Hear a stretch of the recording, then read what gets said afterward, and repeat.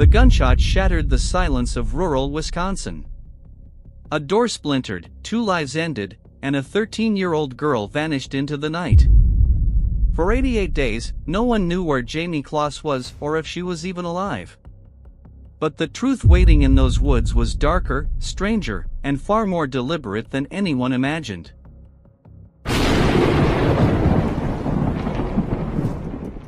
By dawn, the story had already crossed county lines. Patrol cars patrolled white roads that curled through pine and pasture. At the community center, volunteers signed their names on clipboards, pulled on orange vests, and studied maps marked with neat grids.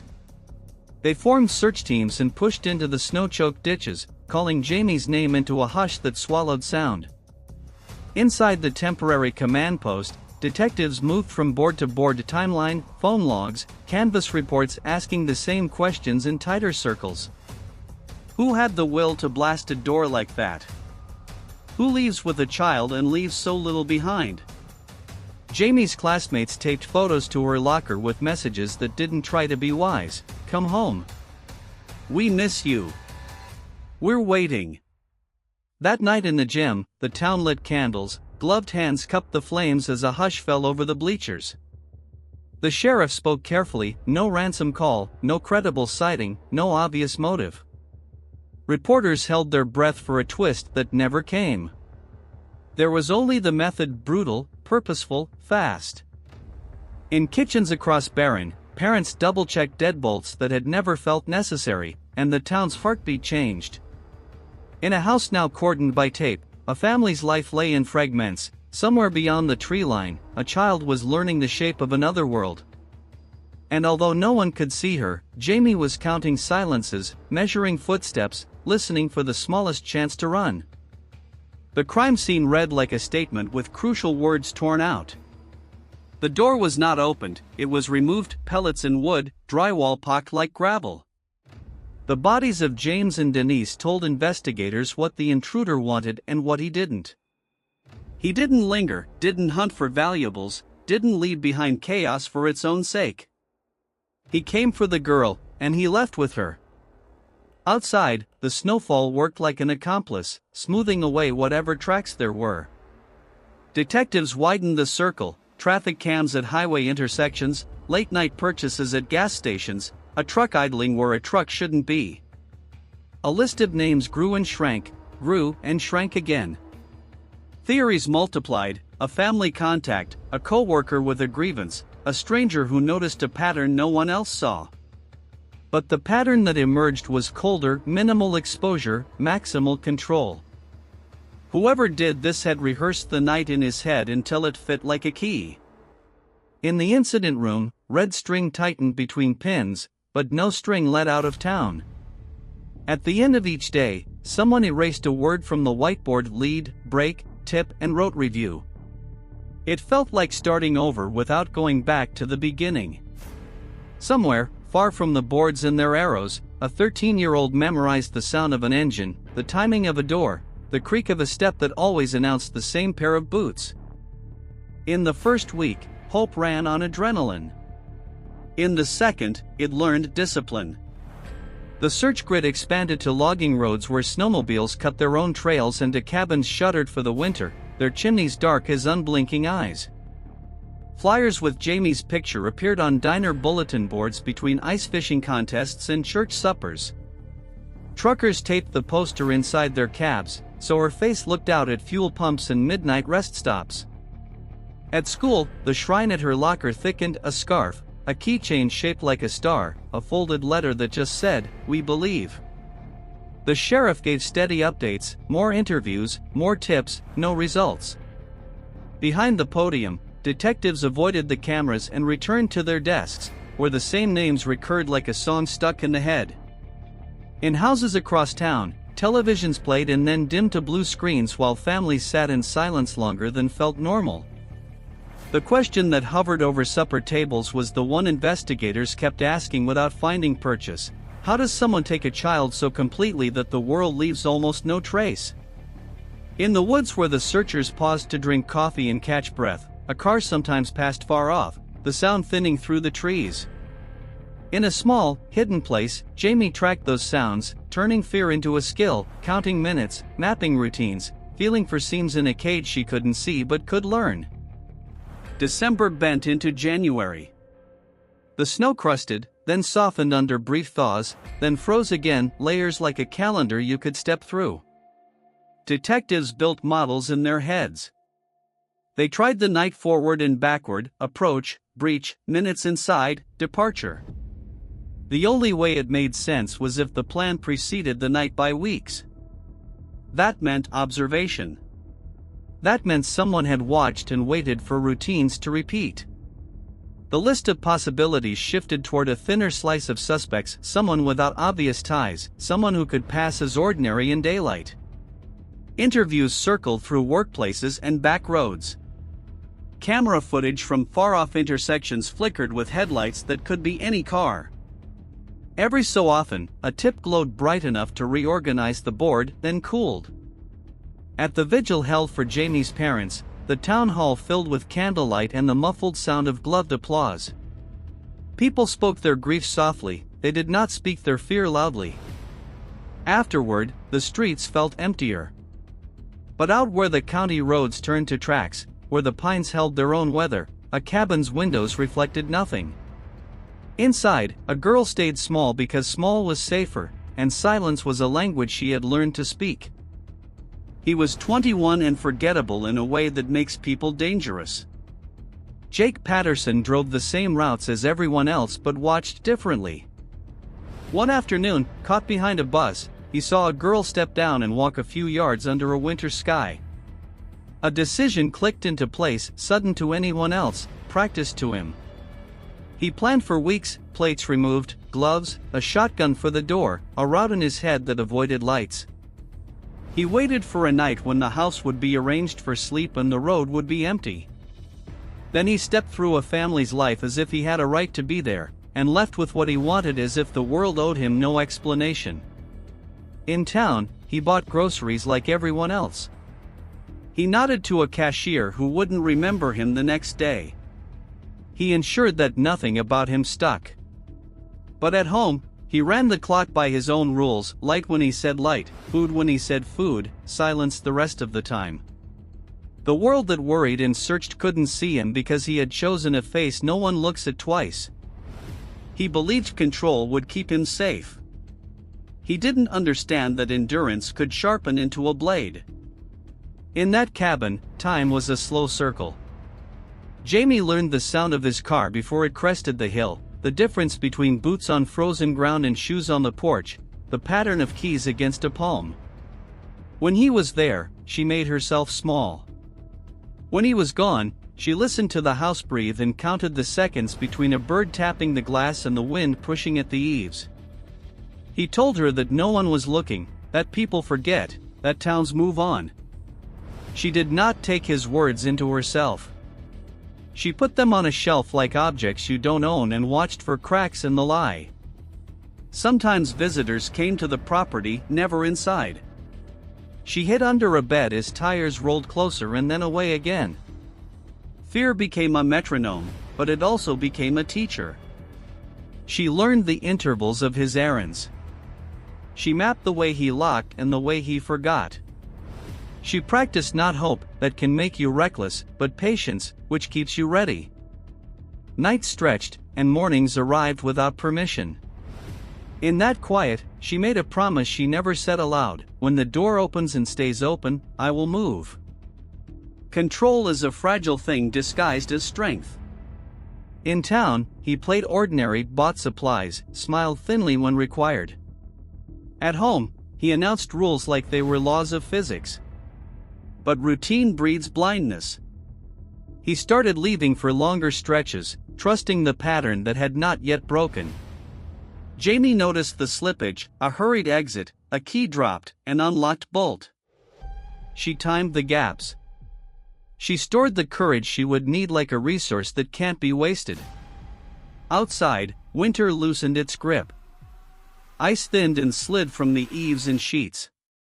On a morning when the road held more mud than snow, he left in a rush, with the door not quite right, the lock not quite set. There was a silence that didn't feel like the others. She listened to it the way you listen to a new word. Then she stood. Fear walked with her to the threshold and waited. She put her hand on the knob and turned it until the air changed. On the other side was light, thin and gray and real. There is a moment when the body moves before the mind catches up, because the mind is still checking for permission. Jayme stepped out and closed the door without letting it latch. Barefoot, she felt cold through to bone, but the cold kept her fast.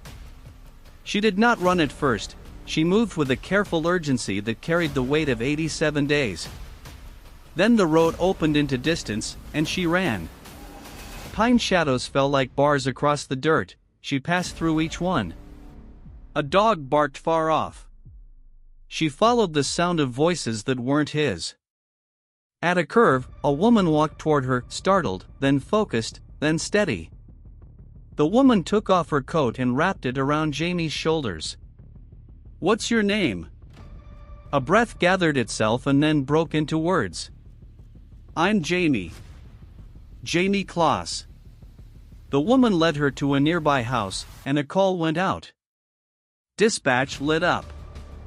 Squad cars turned and converged. Officers arrived with blankets and questions they asked softly, as if a raised voice might send the moment scattering. In the confusion, a single truth settled over the room: the girl the town had been looking for had walked out of the woods by herself. News outran the wind. Phones erupted in kitchens where the coffee was still warm. The command post that had learned to move without adrenaline found its pulse again. "We have her." It was said quietly the first time, as if saying it loudly might break it. At the station, Jayme sat in an oversized sweatshirt, hands around a paper cup. She answered what she could, and where the words were hard, time was given. The officers around her, some hard through habit, some new enough to still feel everything, kept their distance and their focus. They called in what she said with fewer adjectives than usual, because the facts were strong enough to stand alone. Meanwhile, on a county road, he drove back toward a house that was no longer his to control, the plan he had believed in brittle as ice and sun. When the stop came, it was simple. He did not resist. He did not argue. At the station, he learned a fact that took the breath from his certainty: she had undone him by walking. The town exhaled for the first time in 88 days. Outside the station doors, camera lights flared like lightning and then steadied. Inside, a girl was warm and safe, and beginning to turn survival back into life. The arrest turned speculation into names and times that could be written in ink. Jake Patterson, 21, no meaningful priors, a face that slid off memory. He said he had seen her once by chance and decided. No grievance. No ransom. Just control. In the interview room, the story unfolded with a cold simplicity that made seasoned detectives feel a rare chill. He had removed his plates, chosen a night, brought a shotgun for the door, and practiced the silence after. In court, he appeared small against the architecture of consequence. The room held a weight that did not come from raised voices. It came from the fact that everyone there knew the cost had already been paid by people who could not ask for it back. He entered a plea and accepted a sentence that did not include the word later. Life. Without parole. The town did not celebrate. It let out the kind of breath you didn't realize you were holding until someone tells you it's safe to inhale. At home, porches regained their welcome. At school, the locker shrine was cleared with care, items saved like keepsakes from a time the town would not forget. And in a quiet kitchen where morning light found the table, a girl chose cereal because choice itself had become a kind of freedom. Survival does not end when the door opens. It begins again in rooms with fluorescent lights and forms that ask for dates and details your body would rather not remember. Jayme moved through that early maze with a steadiness that surprised even people who had learned not to be surprised. She answered what mattered and let silence hold what didn't. Counselors spoke softly about control returning in small decisions: when to eat, when to sleep, when to step outside and feel the air without asking. The investigators built a timeline that stretched from the first sighting behind a school bus to the morning her feet hit cold ground and didn't stop. The community shifted from searching to supporting, from scanning ditches to stocking freezers with meals. There was a new vocabulary to learn: a trauma-informed, victim-centered, no-contact orders, and a practical one too, which neighbors could keep the press back without anger, which hours were best for appointments, which routes were quiet. In a binder that held the case in numbered tabs, someone added a page that wasn't evidence or law, a list of small wins. 8 hours of uninterrupted sleep. A laugh that wasn't startled. Music played because she wanted music, not because she needed noise to cover another sound. The town discovered that relief and grief can live in the same house, and that gratitude can be quiet. Outside the courthouse, cameras found other stories. Inside a kitchen, a routine began to take a shape that was hers, not his, and the calendar flipped to days that did not need a headline to feel important. What makes a community resilient is not just what it endures, but what it chooses to remember. In Barron, people remembered how to show up without asking for room at the front. The high school organized a drive for a victim fund and then quietly sent extra to families who needed heat that winter. The grocery store manager kept a stack of flyers near the register, not because anyone needed them now, but because taking one felt like honoring the effort that had been made. Pastors compared notes on how to talk about fear without teaching it. At the sheriff's office, a training memo circulated: what worked, what wasted time, where coordination could be tighter next time they hoped would never come. The dispatcher who took the first "she's here" call wrote down the exact words and pinned them on a board above the console. Officers stopped by the school, not for a photo, but for a gym class scrimmage and a reminder that badges belong in everyday life too. In living rooms, parents told their kids a simple thing that is hard to practice: trust your instincts, and tell someone. The story that had once felt like a tear in the world began to stitch into a scar, visible, a little tender in cold weather, but proof of healing. When reporters returned on the anniversary, they found less to film but more to understand. Survival is not a single act, it is a pattern written day by day, the way a town decides to be itself after learning how quickly ordinary can vanish.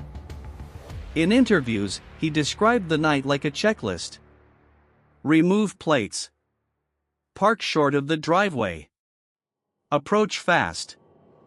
Shotgun to the door. Move inside.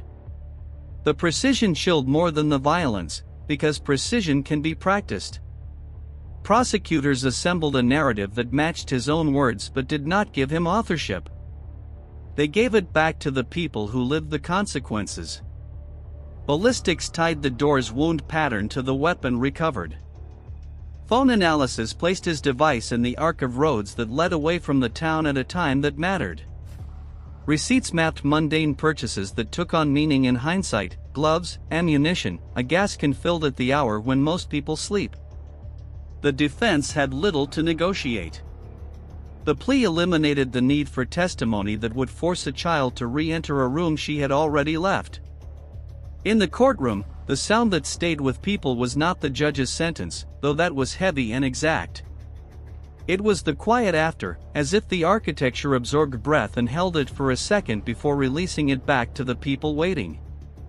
Outside, headlines summarized with verbs that felt small beside the reality: pleads, sentenced, closed. But cases aren't closed so simply. They taper. They return in paperwork and in moments when a backfiring truck makes a heart pound too fast. Accountability matters. It is not all that matters. The larger victory had already occurred on a winter morning when a girl judged a silence correctly and chose the door. Recovery has milestones that don't look like milestones from far away. The first walk around the block without scanning every parked car. The first night when a light can be switched off and left that way. The first day back at school when a hallway feels like a hallway, not a gauntlet. Jayme made those turns with help that knew when to step in and when to stay near. Counselors used practical tools, grounding exercises, routines that give the body a signal the mind can trust. Friends learned to talk about ordinary things without pretending the extraordinary hadn't happened. At home, a calendar filled with small appointments that carried big weight: doctor, therapy, a trip that wasn't necessary but was chosen. No one tried to make meaning for her. They built space where her own meaning could show up. The public, hungry for closure, sometimes asked questions that belonged to a different audience. The family answered with boundaries, and the town helped hold them. The case file thickened with final transcripts, and the line items in the victim fund ledger thinned as needs became choices instead. On a shelf, above a stack of cards sent from strangers, sat one note from a child a town away: "I was scared at night. I'm less scared now because you were brave." It was not a cure. It was not a summary. It was proof that courage can travel farther than the harm that required it. Not all lessons come from textbooks. The sheriff's office updated response protocols, a standard for rapid perimeter on rural properties, a checklist for early coordination with state analysts, a call tree that ensured volunteers were deployed where trained searchers had already cleared. Schools looked again at bus routes and drop-off routines, not to make fear the hall monitor, but to ensure that predictable patterns weren't visible to anyone who shouldn't be watching. A state task force distilled the case into training modules for agencies far from Barron, because good practice scales better than luck. Media outlets wrote retrospectives that tried to honor privacy while acknowledging the story's rare arc. True crime consumers debated ethics and impact, but in Barron the question was simpler and harder: how do we live so that this is less likely to happen again? Porch lights stayed on a little longer. Neighbors glanced up when unfamiliar cars idled too long and called not because they wanted drama but because they wanted calm. Clerks learned faces not because they were suspicious but because they are part of a fabric that notices when something doesn't fit. None of it guarantees safety. All of it improves the odds. In a world that sometimes teaches helplessness, the town practiced the opposite: attentiveness, coordination, and a stubborn belief that ordinary people are the first and best line of care for one another. Memory returns in shapes and sounds. The slam of a door in a movie theater. The pattern of taillights disappearing around a bend. Jayme's world widened slowly to include these things without letting them rule the day. She found anchors that were hers, music that made a room feel larger, a trail where the rhythm of footsteps taught the body a calmer beat, a class where success could be measured in pages read, not headlines survived. Reporters still called sometimes. Most requests went unanswered. When a statement was made, it was measured in brief, and it ended with gratitude rather than a summary of pain. Gratitude didn't cancel the past. It made space for a future bigger than a single night. On anniversaries, the town gathered with less ceremony and more presence. Candles were fewer, but they burned just as steadily. People did not retell the worst parts, they retold the part that matters most: a girl walked out. In the privacy of an ordinary morning, she poured cereal and planned a day that involved no interviews and no legal terms. Survival had become life, not a job. And life, in its modest details, made a case for itself stronger than any speech could. There is a temptation to make heroes or monsters so large that everyone else disappears. The truth is more balanced and more useful. The perpetrator was neither genius nor myth, he was a man whose choices were small and cruel and consistent. The responders were not superhuman, they were trained, flawed, persistent people who kept showing up. The community was not perfect, it was present, and presence is what matters. Jayme was not a symbol, she is a person who endured, acted, and continues to become herself beyond any story that tried to define her. Those are the proportions that keep a narrative honest. In police academies, instructors now use the case to teach planning and patience. In counseling cohorts, mentors use it to teach pacing and agency. In homes, parents use it to teach watchfulness without raising children on fear. The balance is difficult, but the alternative, swinging between panic and apathy, is worse. When the quiet returns to a place that has known sirens, people sometimes think they've lost the lesson. Barron didn't. It kept the lesson in routines that didn't announce themselves: check on a neighbor, answer the late-night text, meet worry with action that's small and repeatable. That is how stories like this are honored, by the way ordinary days are kept. If you walked the road near the cabin months later, you wouldn't see a headline. You'd see trees that had kept their counsel through winter and a dirt track rutted by thaw. You'd hear wind skimming over fields and maybe a dog somewhere, barking at nothing in particular. The house would look like houses do when something has happened there and then time has moved on, quiet, a little out of tune with the season, windows that reflect more sky than they used to. A passerby might feel nothing. A deputy might feel the weight of an old call in the way boots set down on the step. Jayme would not be there.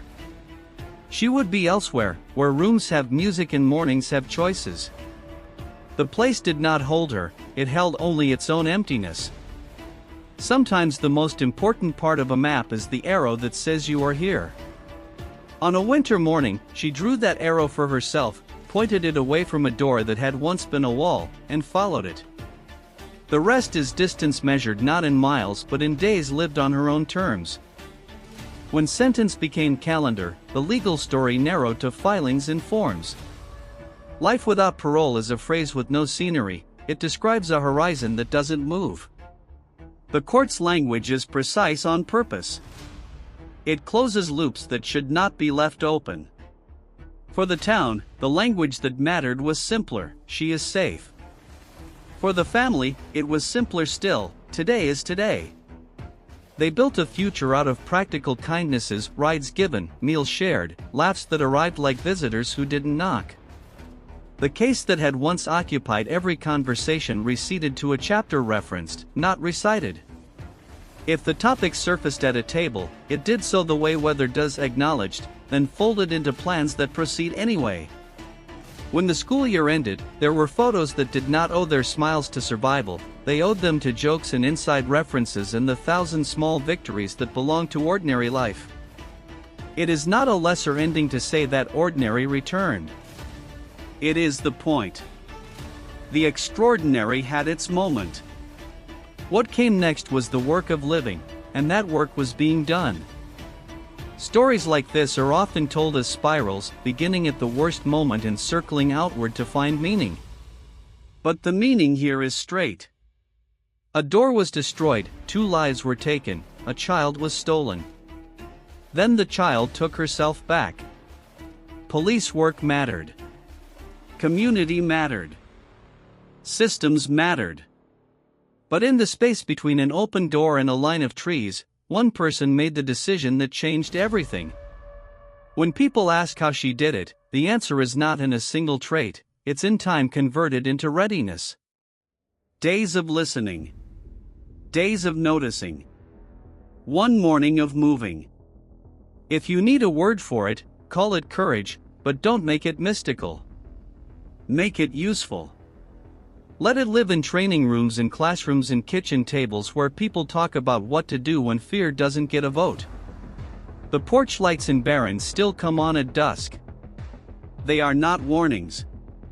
They are invitations to neighbors, to routine, to the promise that home, while never guaranteed, is worth tending with attention and care.